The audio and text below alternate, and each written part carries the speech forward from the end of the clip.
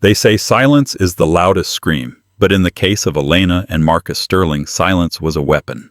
On the night of their 5th anniversary, Marcus stood up in a crowded 5-star restaurant and toasted to his success while laughing at his wife's uselessness. He called her a shadow. He called her a burden. The entire room laughed with him. But Marcus didn't check the property deeds. He didn't check the LLCs. And he certainly didn't know that the ground he was standing on, and the empire he thought he built, actually belonged to the woman sitting quietly across the table. This is the story of the most brutal courtroom karma in history. The atmosphere inside the Superior Court of Judge Harrison Baxter was suffocating. It was the kind of silence that usually precedes a natural disaster. The date was November 14th, a Tuesday, and the rain was hammering against the tall reinforced windows of the courtroom, drowning out the distant hum of the city traffic. At the plaintiff's table sat Marcus Sterling. To the public, Marcus was the titan of local real estate, a man whose face was plastered on billboards along the interstate promising luxury living and commercial dominance. He wore a bespoke navy suit cut from Italian wool costing more than most people's cars. He checked his Rolex a Submariner every 30 seconds, tapping his fingers against the mahogany table. He looked bored. To him, this wasn't a legal battle, it was an administrative errand. He was here to discard a wife he deemed expired. Across the aisle at the defense table sat Elena Sterling. She was small, dressed in a simple charcoal blazer that had seen better days.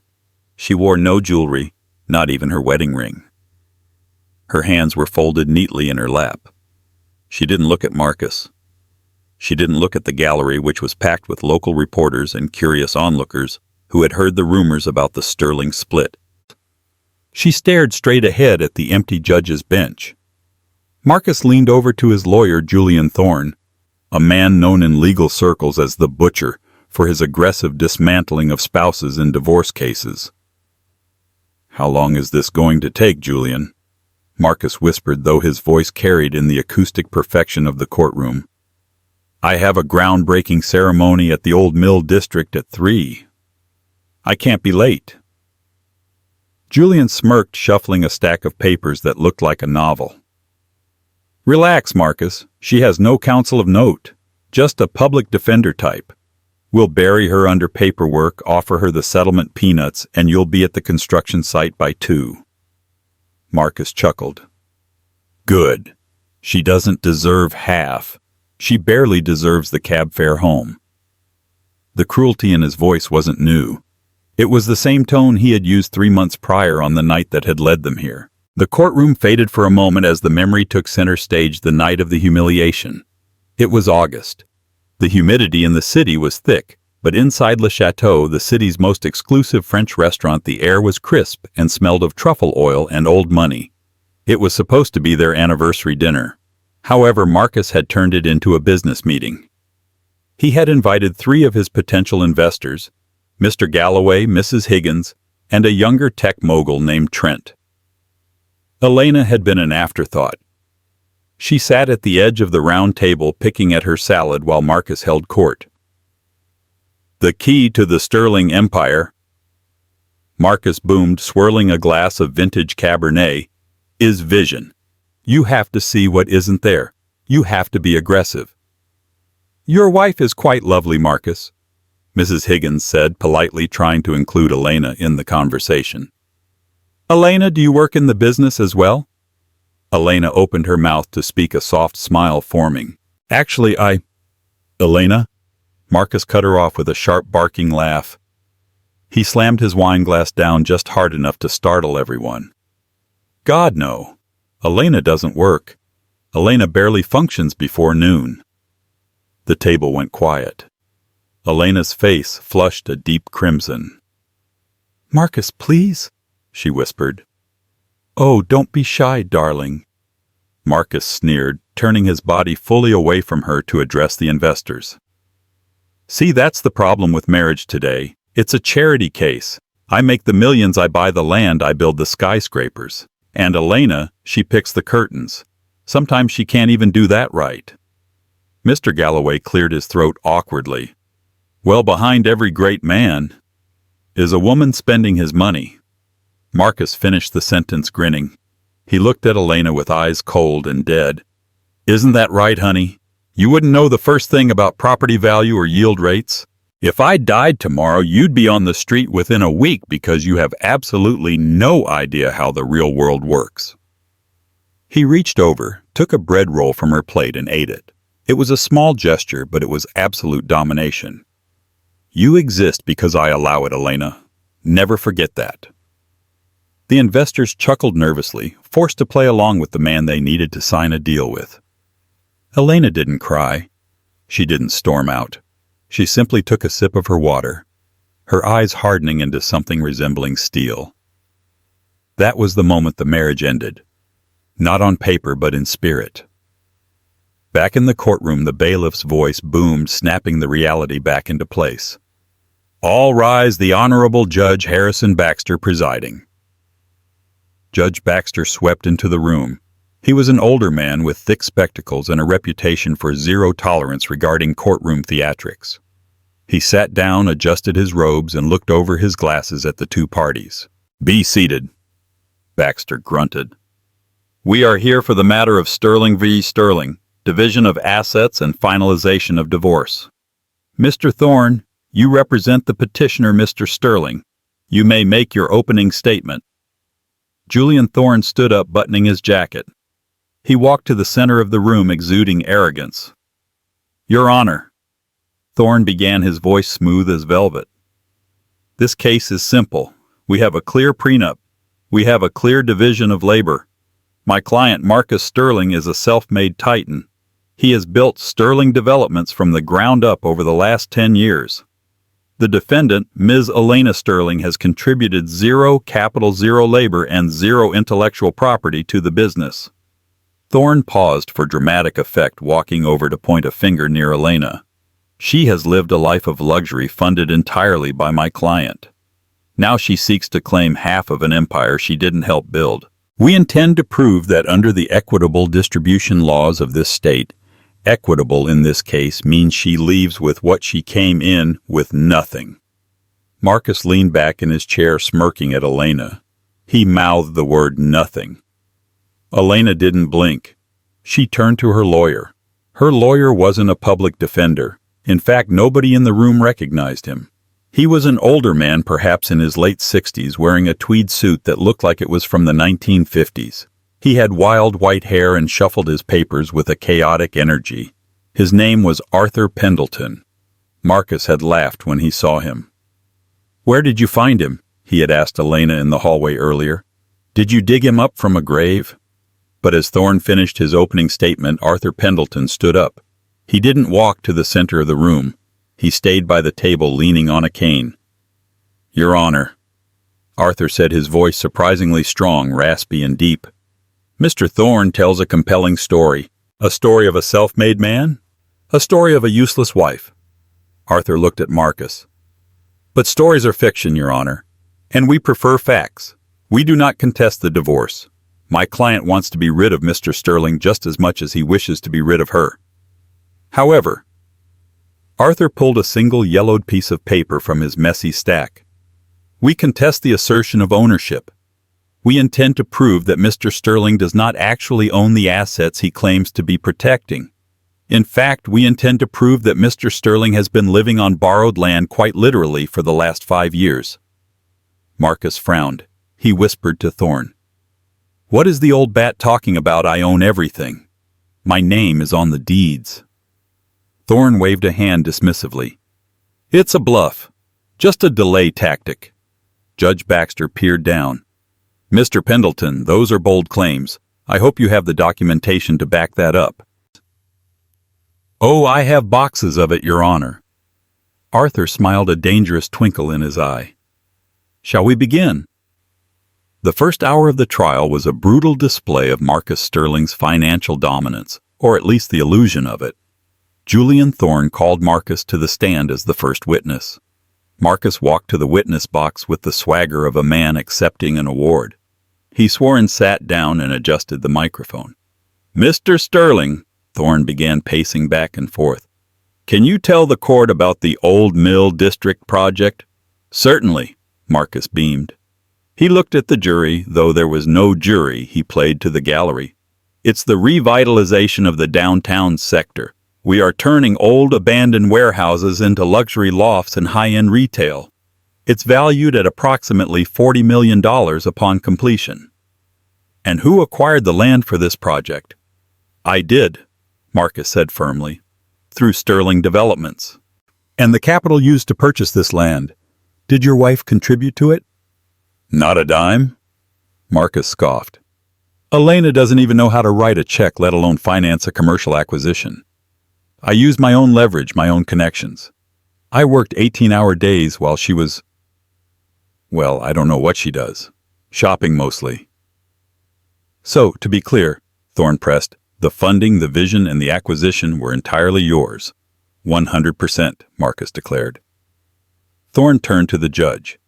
Your Honor, we are establishing that the primary asset in this marriage is a business entity solely created and maintained by my client.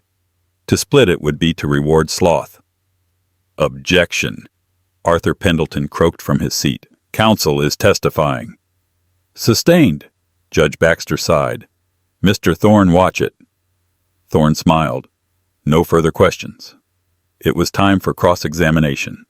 Arthur Pendleton stood up slowly, relying heavily on his cane. He grabbed a thick binder from his table, a black binder with no label.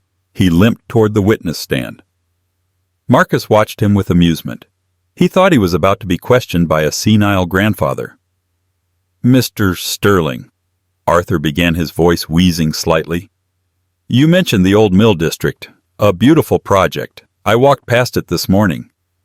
Thank you, Marcus said patronizingly. You stated you acquired the land. When did you purchase the parcels located at 400 through 450 Industrial Way? Marcus didn't need notes. He knew his business. We closed on those properties 18 months ago. Bought them from a holding company called Blue Heron LLC. Ah, yes, Blue Heron LLC. Arthur repeated, nodding as if he'd just remembered a grocery list item. And do you know who the principal of Blue Heron LLC is? Marcus shrugged. Some shell company. It doesn't matter. I dealt with their broker. We paid market value. The check cleared. The land is mine.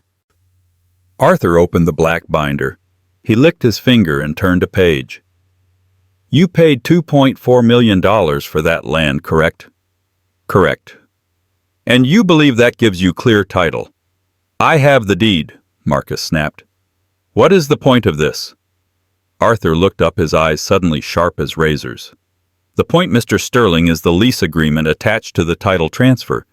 Did you read the fine print on the air rights and the subsurface rights clause on page 45 of the contract? Marcus hesitated. I have lawyers for that. Yes, Mr. Thorne. Arthur nodded to the opposing table. Mr. Thorne, did you read page 45? Thorne stood up. Objection, I am not on trial here. Withdrawn, Arthur said. He turned back to Marcus. Mr. Sterling, let's move to your personal residence, the mansion on Crestview Drive. Who pays the mortgage? I do, Marcus said angrily. I pay everything. And the deed? It's in my name. Arthur pulled a document from the binder. Exhibit B, Your Honor. A certified copy of the deed for 12 Crestview Drive. He handed it to the bailiff to give to the judge. Mr. Sterling, Arthur continued, can you read the name of the lien holder listed on the second paragraph? Marcus squinted at the copy Arthur held up. It says, Vanguard Trust. And who is the beneficiary of Vanguard Trust? Arthur asked softly. I don't know. Probably the bank. No, Arthur said, his voice dropping an octave, filling the room with a sudden heavy gravity. Banks are corporations, Mr. Sterling. Trusts are private. You took out a private loan to buy that house 5 years ago because your credit was overextended, didn't you? Marcus shifted in his seat. It was a strategic financial decision. You borrowed $1.2 million from Vanguard Trust to buy the house you kicked your wife out of, Arthur summarized. And you have been missing payments for the last 3 months, haven't you? I've had cash flow issues. I put everything into the old mill project. Marcus yelled, defensive. So you are technically in default. Arthur smiled. It wasn't a nice smile. And do you know who has the power to foreclose on your house, the sole trustee of Vanguard Trust? Who cares? Marcus spat. I'll pay them when the old mill deal closes next week. Arthur turned to the gallery, then back to Marcus. Mr. Sterling, you seem to be under the impression that you are fighting a stranger. You assume Blue Heron LLC and Vanguard Trust are faceless entities. Arthur turned to the defense table. Elena, Arthur said gently, could you please pass me the document in the blue folder? Elena stood up. For the first time, she looked Marcus in the eye. Her gaze wasn't angry. It was pitiful. She handed the blue folder to Arthur. Arthur took it and placed it on the judge's bench. Your Honor, Arthur said, evidence submitted. The incorporation papers for Vanguard Trust and Blue Heron LLC. Judge Baxter opened the folder. He adjusted his glasses. He looked at the papers, then he looked at Elena. His eyebrows shot up into his hairline. Mr. Sterling, the judge said, looking down at the witness, you might want to consult with your counsel. Why? Marcus demanded, starting to sweat. Who owns the trust? Arthur Pendleton leaned in close to the microphone, his voice booming through the speakers. The sole beneficiary and trustee of Vanguard Trust, and the 100% owner of Blue Heron LLC, is Mrs. Elena Sterling. The silence in the courtroom was absolute. Marcus froze. That's impossible. She has no money. She's a housewife. She was a housewife, Arthur corrected. But before she was your wife, she was the only granddaughter of Silas Blackwood. A gasp rippled through the gallery. Even the court reporter stopped typing. Silas Blackwood. The name was legendary. He was the original tycoon of the city, a man who had owned half the state in the 1970s. He was a ghost, a recluse who had died 10 years ago, supposedly leaving his fortune to charity. Silas Blackwood, Marcus stammered. No, his name died out. Elena's maiden name is Vance. Vance was her stepfather's name, Arthur said. She took it to hide from people like you, people who only want money. She wanted to be loved for who she was. She tested you, Marcus. For 5 years she hid her inheritance to see if you were a decent man. Arthur leaned on the railing of the witness stand, invading Marcus's personal space. You failed the test, Mr. Sterling. You failed it publicly. You failed it loudly. And now the landlord is calling in the debt. Marcus looked at Elena. She wasn't looking at him anymore. She was inspecting her fingernails, looking bored. It was the exact same look Marcus had given her at the dinner. This is a lie, Marcus screamed, standing up. She owns nothing. I bought that land. I built this city. Sit down, Mr. Sterling. Judge Baxter hammered the gavel. Your Honor, this is an ambush, Julian Thorne yelled, jumping up. We were not disclosed this information. It was in the discovery packet sent to your office 3 weeks ago, Arthur said calmly. Perhaps if you hadn't been so busy assuming my client was useless, you would have opened the box marked assets. Arthur turned back to Marcus, whose face was draining of color. But we are just getting started, Mr. Sterling, because we haven't even talked about the old mill construction site yet. You said you're breaking ground today at 3:00 p.m. Yes. Marcus breathed, his chest heaving. I'm afraid you're not, Arthur said. Because as of 9:00 a.m. this morning, Blue Heron LLC, Elena's company, invoked the moral turpitude clause in the land sale contract. The sale has been voided. Voided? Marcus whispered. But I spent $12 million on contractors. I have investors waiting. Yes. Arthur nodded sympathetically. It's a shame, but the land belongs to Elena. And she has decided she doesn't want a strip mall there. She's thinking, a park. A nice, quiet park. Marcus looked like he was going to vomit. The courtroom was in a state of controlled chaos. Judge Baxter had called for a 20-minute recess following the revelation of the Blue Heron ownership, giving Julian Thorne time to scream at his client in the sequestered hallway. "You told me the land was clean." Thorne hissed, his face inches from Marcus's. The confident legal butcher was sweating. "You told me you bought it from a broker." "I did," Marcus shouted back, loosening his silk tie, which now felt like a noose. "I dealt with a broker named Simon Vance. I didn't know Vance was her stepfather's name. I thought it was just a coincidence." Thorne rubbed his temples. "Marcus, you idiot. You bought land from your wife's shell company. If she voided the sale based on the moral turpitude clause, it means she has proof of you acting unethically." "What does she have?" "Nothing," Marcus insisted. "I am a businessman. I am aggressive. That's not a crime. In a civil contract with a morals clause, it doesn't have to be a crime. It just has to be ugly," Thorne snapped. "We have to pivot. We have to prove that even if she owns the land, your work increased its value. We need to claim unjust enrichment. If she takes the land back now, she gets your architectural plans, your zoning permits, everything. We can sue for the value of that work." They marched back into the courtroom, attempting to regain their composure. Marcus buttoned his jacket, trying to summon the arrogance that had fueled him for 40 years. "Your Honor," Thorne said as the session resumed, "while the ownership of the land is unexpectedly complex, the fact remains that my client, Mr. Sterling, secured the investors for the old mill project.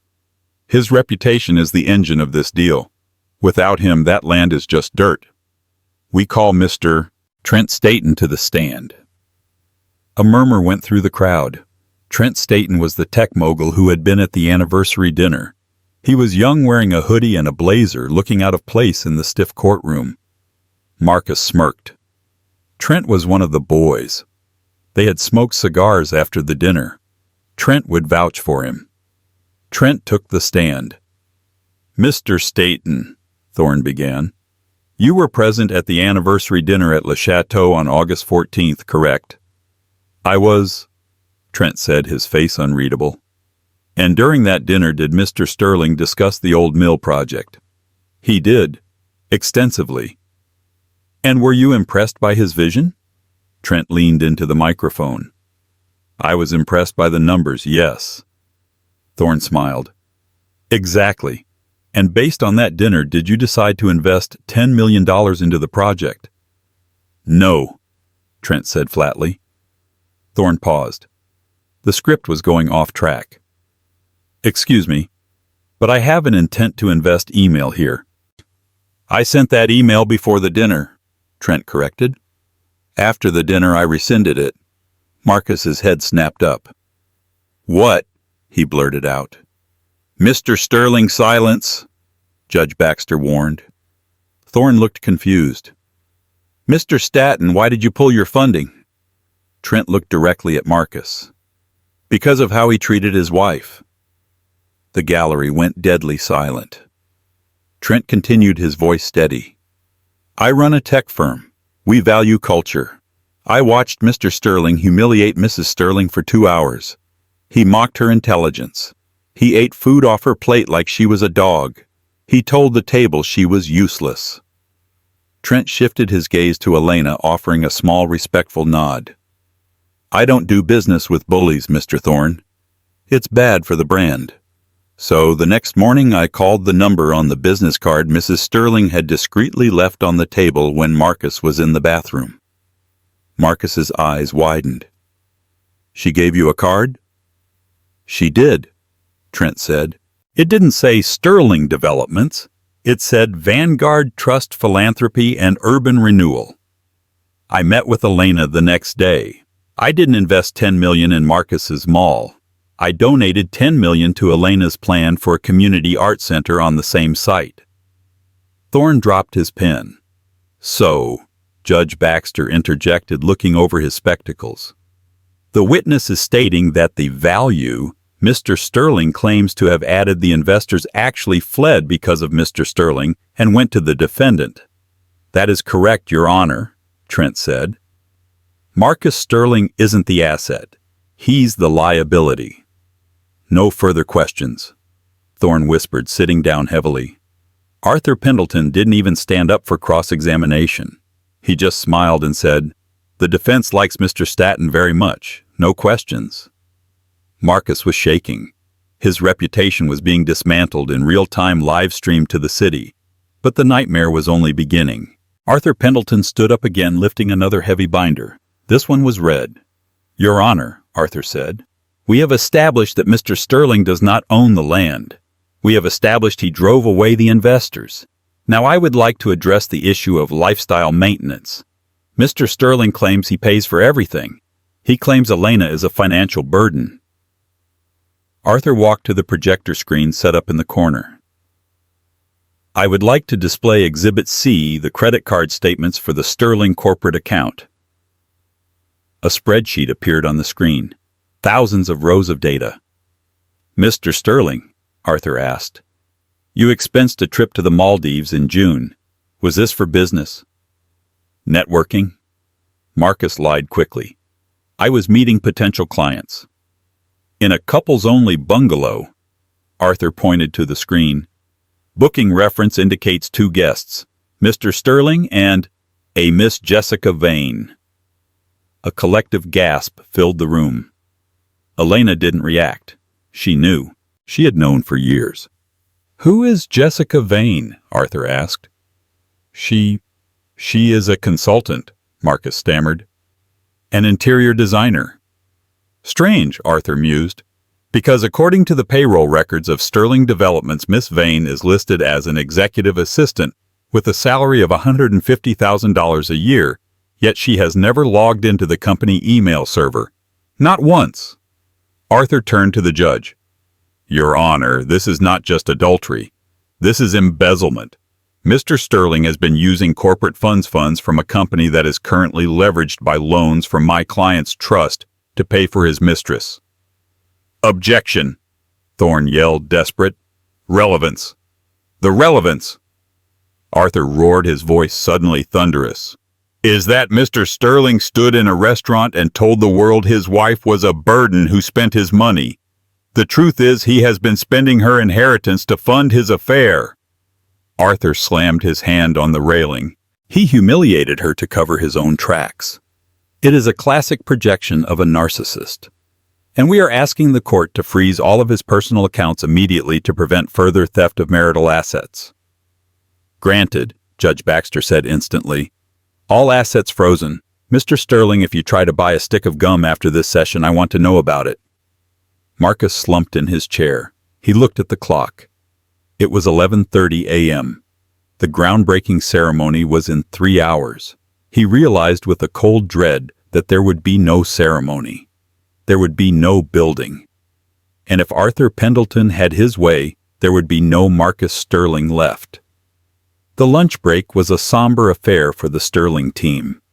Marcus sat in the court cafeteria staring at a ham sandwich he couldn't afford to buy. Thorne had to pay for it. "It's going to get worse, isn't it?" Marcus asked, his voice hollow. "You lied to me about the mistress, Marcus," Thorne said, eating a salad aggressively. "You lied about the land, you lied about the trust. I can't defend a phantom. We need to settle. We need to beg her for a settlement." "I don't beg," Marcus snarled. "Then you will go to jail," Thorne said calmly. "Embezzlement of corporate funds, even from your own company, becomes tax fraud if you deducted it as a business expense. Did you write off the Maldives trip?" Marcus didn't answer. That was answer enough. "We go back in there," Thorne instructed, "and we offer her the house. You keep the business, what's left of it, and we walk away." "The house?" Marcus choked. "That's my palace. I designed every inch of it. It's mortgaged to her trust, Marcus. You don't own it." When court reconvened, the atmosphere had shifted. The reporters were typing furiously. The story had broken online. #Sterling fraud was trending locally. Thorne stood up. "Your Honor, in light of the morning's testimony, the plaintiff would like to propose a settlement discussion." Arthur Pendleton stood up slowly. He looked at Elena. She whispered something in his ear. She shook her head. "Your Honor," Arthur said, "my client declines." "Declines?" Thorne blinked. We haven't even made the offer. My client does not want the house, Arthur said. She already owns the note on the house. She can foreclose whenever she likes. She doesn't need you to give it to her. Arthur walked to the center of the room. We are moving to the final phase of our argument, reputational damages and intellectual property. Intellectual property, Marcus scoffed. She's never had an idea in her life. Arthur smiled. Let's talk about the sterling aesthetic, the signature look of your buildings, the blend of Victorian brick and modern glass. It's won you 3 city design awards, correct? Yes, Marcus said, puffing his chest out.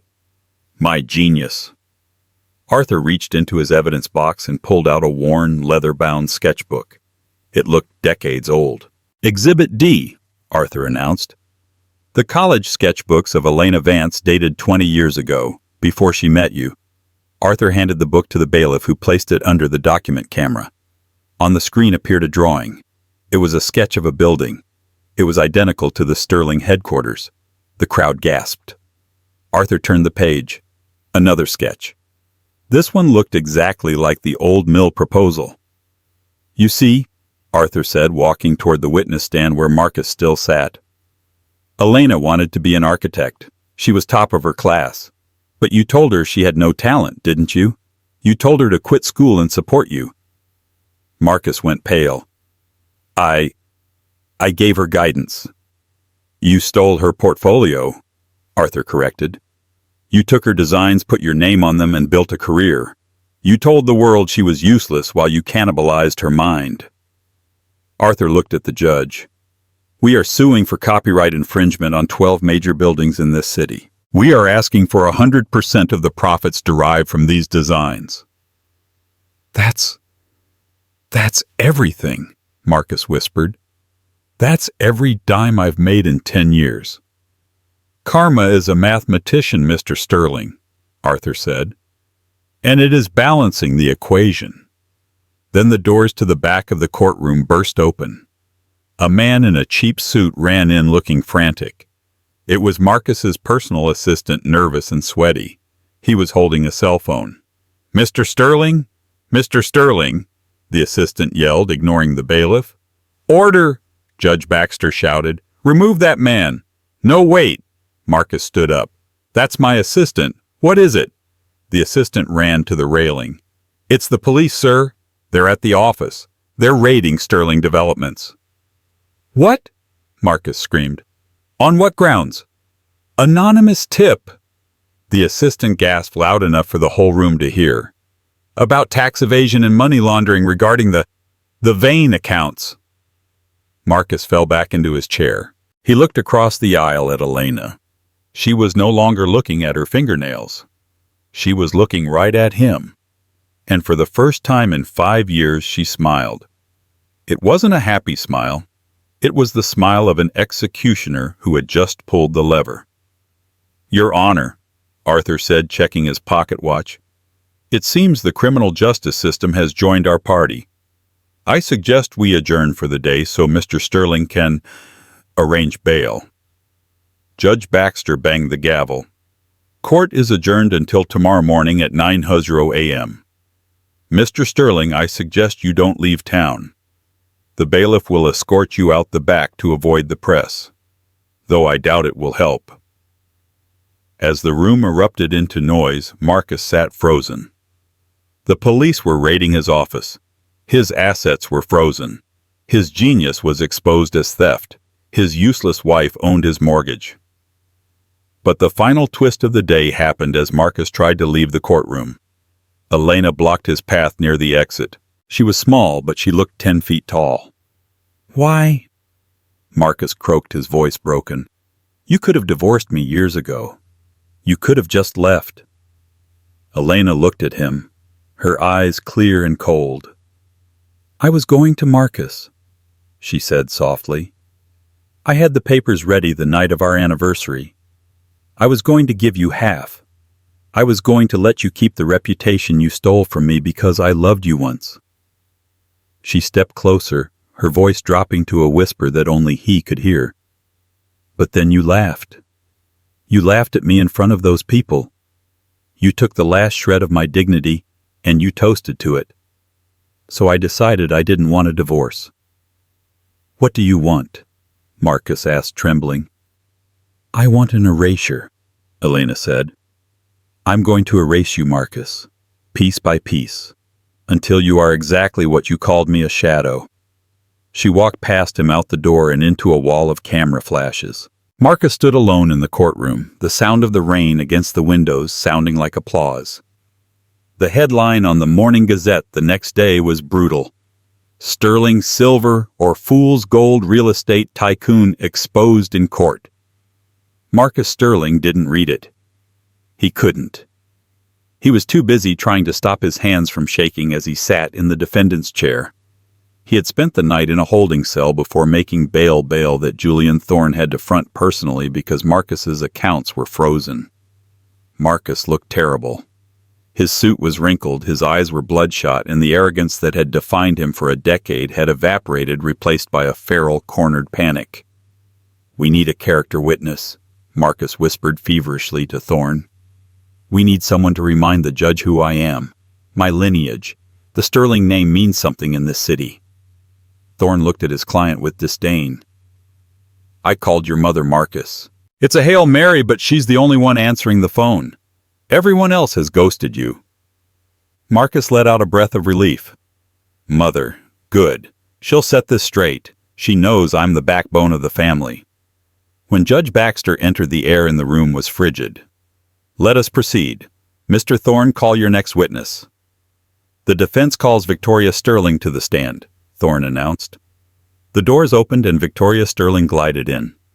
She was 70 years old, draped in pearls and a vintage Chanel suit radiating the kind of old-money icy grace that terrified waiters and valets. She walked past Elena without even glancing at her. Marcus sat up straighter. Finally, he thought, loyalty. Victoria took the stand. She swore on the Bible with a gloved hand. "Mrs. Sterling," Thorne began using his softest voice, "thank you for coming. Could you tell the court about your son's character? About his dedication to the family legacy?" Victoria adjusted her microphone. Her voice was crisp. "Marcus has always been ambitious. He has always wanted to be seen as important." Marcus frowned. That was a strange way to phrase it. "And would you say he has been a good provider?" Thorne asked, trying to steer her. "He has supported the family estate, correct?" Victoria hesitated. She looked at Marcus, her eyes unreadable. Then she looked at Elena. "He likes to think he has," Victoria said. Thorne paused. "I'm sorry. Could you clarify?" "Marcus believes he pays for the upkeep of Sterling Manor," Victoria stated plainly. "He believes he pays for my medical care. He believes he pays for the country club memberships." "And doesn't he?" Thorne asked. "No," Victoria said. The courtroom went silent. Marcus's jaw dropped. "Mother, what are you saying?" Judge Baxter banged the gavel. Silence from the defendant. Victoria turned to the judge. "Your Honor, my son is a man of many delusions. The truth is, the Sterling fortune dried up in 2008. My late husband made some very poor investments. We were bankrupt. We were going to lose the manor. We were going to lose everything." She pointed a gloved finger at Marcus. "Marcus didn't save us. He was too busy trying to lease a Ferrari he couldn't afford. The person who saved the Sterling name was Elena." A murmur rippled through the crowd. Arthur Pendleton stood up not to object, but to listen. Victoria continued, her voice trembling slightly with emotion. "Elena came to me 10 years ago. She had just married Marcus. She told me she knew about the debts. She used her own trust fund, the Blackwood money, to pay off the liens on the manor. She paid my husband's hospital bills. She pays for my staff. She has supported the entire Sterling clan for a decade." Marcus felt like he had been punched in the gut. "You took money from her." "She made me promise never to tell you," Victoria said, looking at her son with pity. "She didn't want to bruise your ego. She wanted you to feel like the man of the house. So she funneled the money through you. She let you sign the checks even though it was her cash in the account." Victoria turned to Elena. She bought your dignity, Marcus, and you repaid her by treating her like a servant. Thorne stood frozen. His star witness had just nuked the last shred of Marcus's defense. Mrs. Sterling, Arthur Pendleton said, standing up from his chair. Just one question. Why speak up now? Why break your promise to Elena? Victoria looked at Marcus and her expression hardened into steel. Because I watched the video of the restaurant, she said coldly. I saw my son publicly humiliate the woman who saved his mother's life. The Sterling name may be poor, but we were never trash. Until now. She stood up and walked off the stand. As she passed the defense table, she didn't look at Marcus. She stopped in front of Elena, bowed her head slightly, and whispered, Forgive him, dear. I clearly raised a fool. Elena nodded respectfully. Marcus put his head in his hands. He was totally alone. The lunch recess was a funeral procession for Marcus's legal team. Julian Thorne was packing his briefcase. Where are you going? Marcus demanded, panic rising in his voice. The afternoon session starts in 10 minutes. I'm withdrawing as your counsel, Thorne said, snapping the latches shut. You can't do that. We're in the middle of a trial. I can when my client has perjured himself, committed tax fraud, and lied to me about the source of his assets, Thorne said. I'm not going down with you, Marcus. I have a license to protect. You're on your own. Thorne walked out. When court reconvened, Marcus sat alone at the mahogany table. The empty chair beside him was a gaping wound. Mr. Sterling, Judge Baxter said, looking over his glasses. Where is your counsel? He had a family emergency. Marcus lied, his voice cracking. I will represent myself. Very well, the judge said, though his tone suggested he knew exactly what had happened. Mr. Pendleton, call your next witness. Arthur Pendleton stood up. He looked grave. Your Honor, the defense calls Jessica Vane. The double doors swung open. Jessica Vane walked in. She was stunning, dressed in a sharp red dress that looked like a war declaration. She was Marcus's mistress, the woman he had taken to the Maldives, the woman he had promised to marry once he got rid of the dead weight. Marcus breathed a sigh of relief. Jessica. She loved him. She would help him. She knew where the bodies were buried, yes, but she was complicit. She wouldn't talk. Jessica took the stand. She looked at Marcus. She didn't smile. Ms. Vane, Arthur said, you were employed by Sterling Developments as an executive assistant, correct? That was my title, yes. Jessica said, her voice clear. And what were your duties? Mainly, she paused, helping Mr. Sterling hide assets. Marcus stood up, knocking his chair over. Jessica, don't say another word. Attorney-client privilege. She's not your lawyer, Mr. Sterling, Judge Baxter shouted. Sit down, or I will have you shackled, Arthur continued. Hiding assets. Can you elaborate? Jessica reached into her purse and pulled out a small black flash drive. She held it up like a weapon.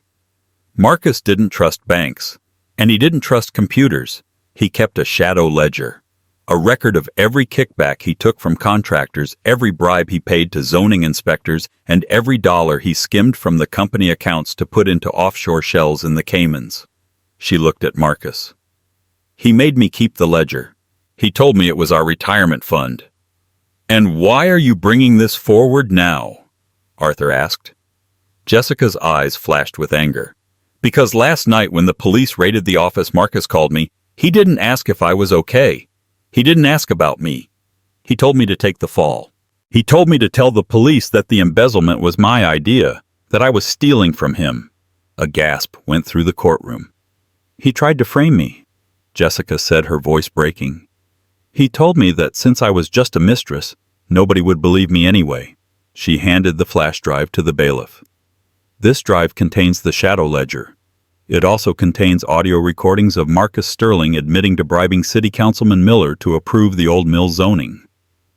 Oh, good Lord, Judge Baxter muttered, rubbing his forehead. This was no longer a divorce case. It was a RICO case waiting to happen. Arthur Pendleton turned to Marcus. Mr. Sterling, you attempted to frame your wife as useless. You attempted to frame your mistress as a thief. Is there anyone in your life you haven't tried to use as a human shield? Marcus didn't answer. He was staring at the flash drive on the judge's bench. Arthur wasn't done.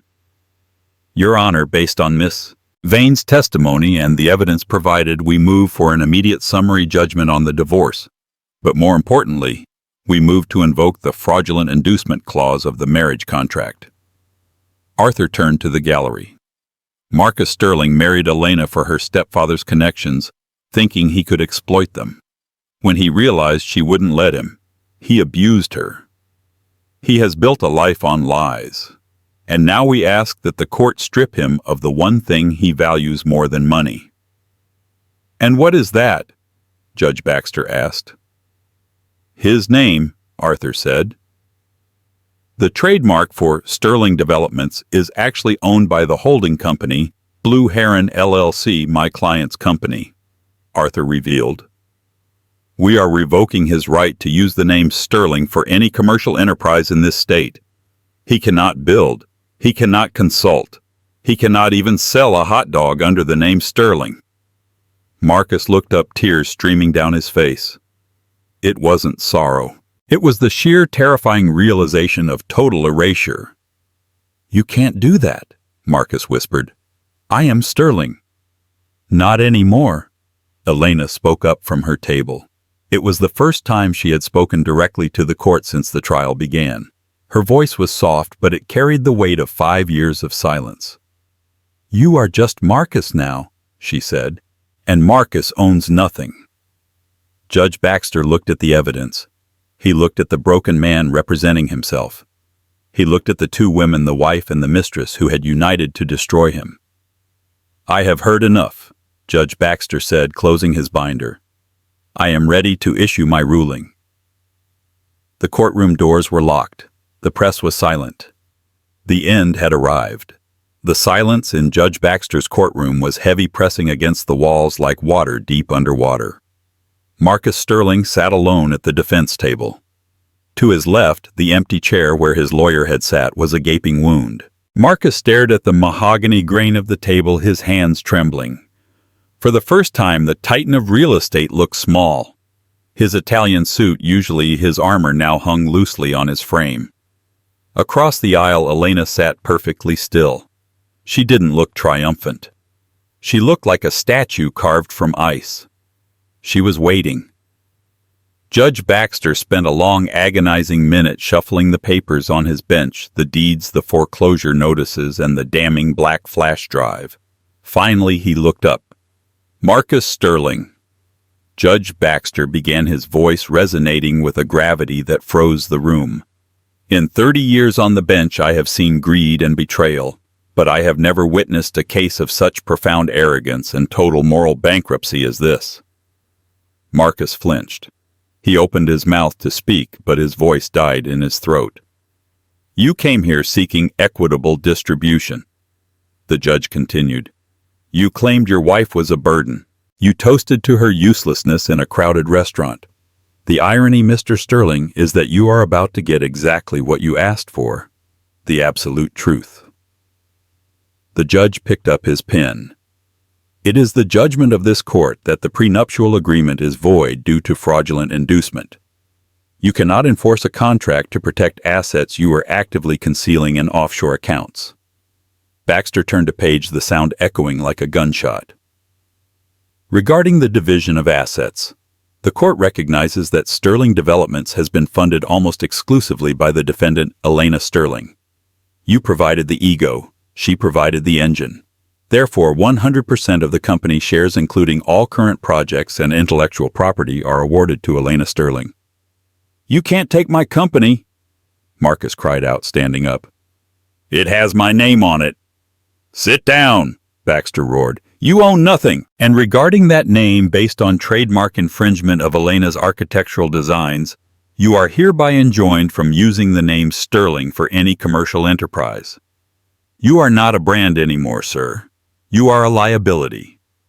Marcus slumped back, gasping. Finally, regarding the marital home, Baxter continued relentlessly. The mortgage held by the defendant's trust is in default. The court grants an immediate order of foreclosure. You have 24 hours to vacate, and for the misappropriation of marital funds to support your mistress, judgment is entered against you in the amount of $4.5 million. I can't pay that, Marcus sobbed. I'm ruined.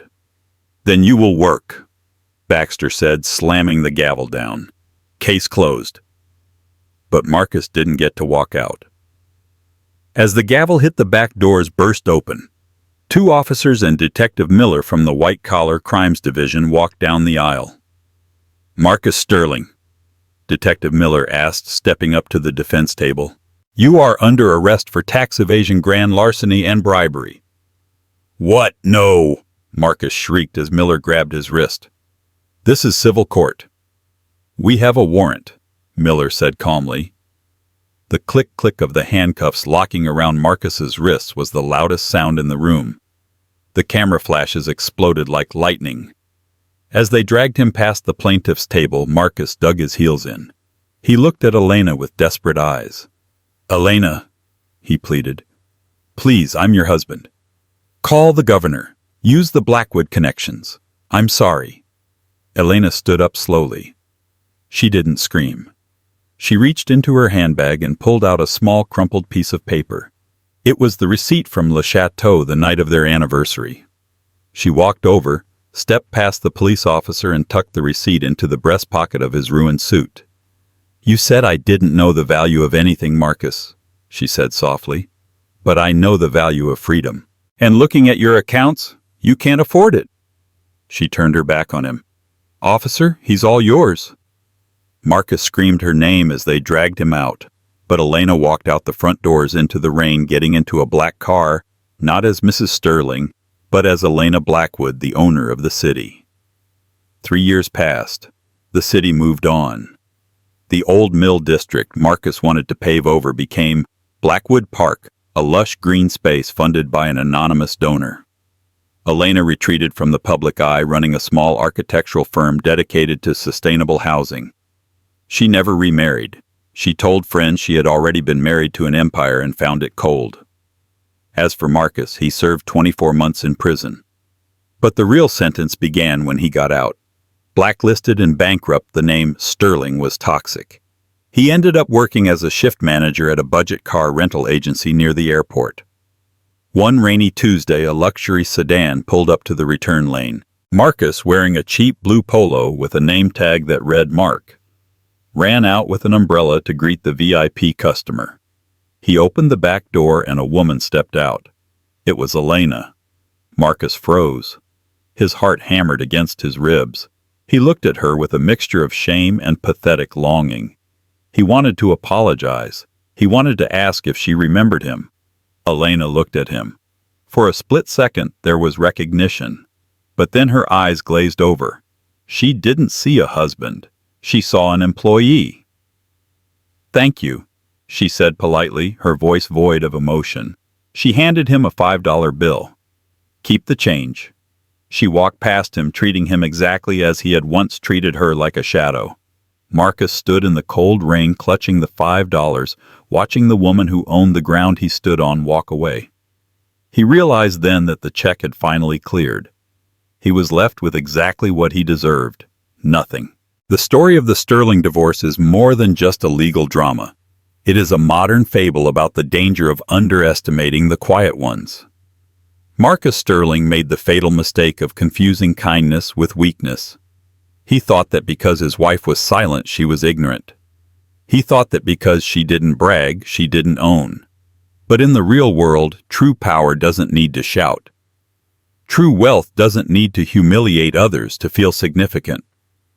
Elena's victory wasn't just about the money or the buildings. It was about reclaiming her narrative. She proved that the person sitting quietly across the dinner table might just be the one holding the keys to the kingdom. In the end, Marcus built a house of cards, but he forgot to check who owned the table it was built on. Wow! Talk about a reality check. I think we can all agree that Marcus got exactly what he deserved. It's a reminder to treat everyone with respect because you never know who you're really dealing with. What was your favorite part of Elena's revenge? Was it the moment her mother-in-law turned on Marcus? Or was it that final $5 tip in the rain? Let me know in the comments below. If you enjoyed this story of ultimate karma, please hit that like button. It really helps the channel grow. And if you want more stories about justice being served cold, make sure to subscribe and turn on notifications so you never miss a video. Thanks for watching, and I'll see you in the next story.